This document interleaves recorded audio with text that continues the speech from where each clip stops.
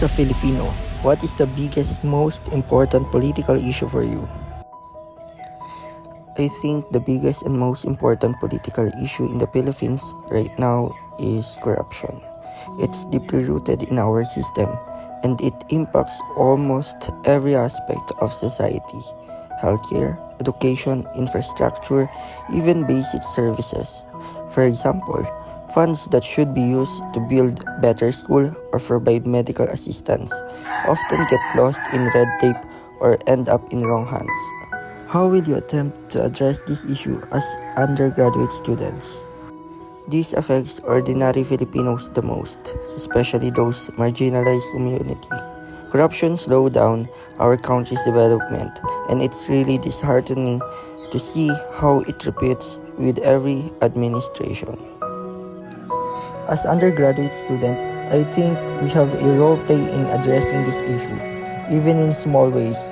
One way is through education and awareness, staying informed about political issues and encouraging others to do the same.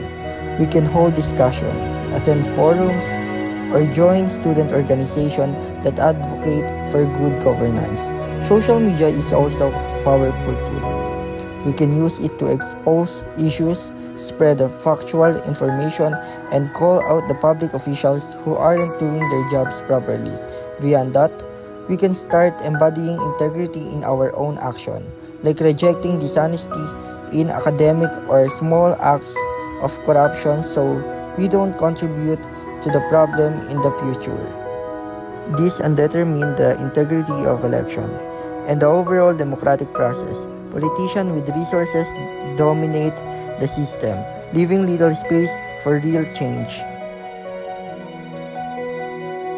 What is your stand on the current democratic system here in the Philippines? Are we experiencing too little or too much democracy? Regarding our democratic system, I think it's a little bit too much and too little democracy.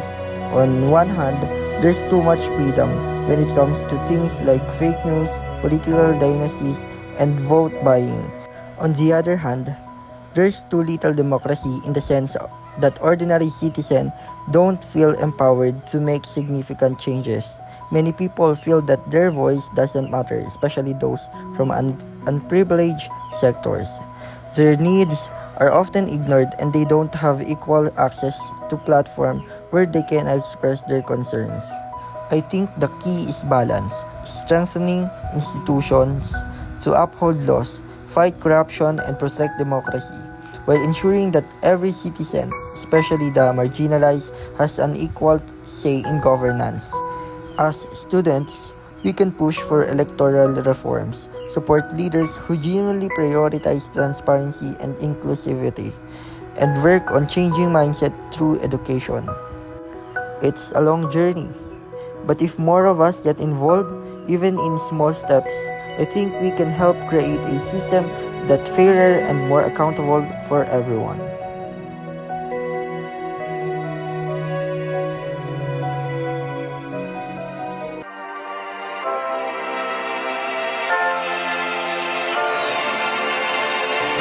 A pleasant good morning, all of you, surrounded by laws that need to do.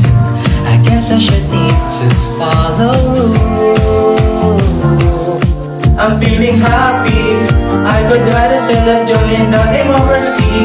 Now I'm happy in my room, so we can be number one progressive country in the whole world. Participating in democracy can help our family and country. Oh.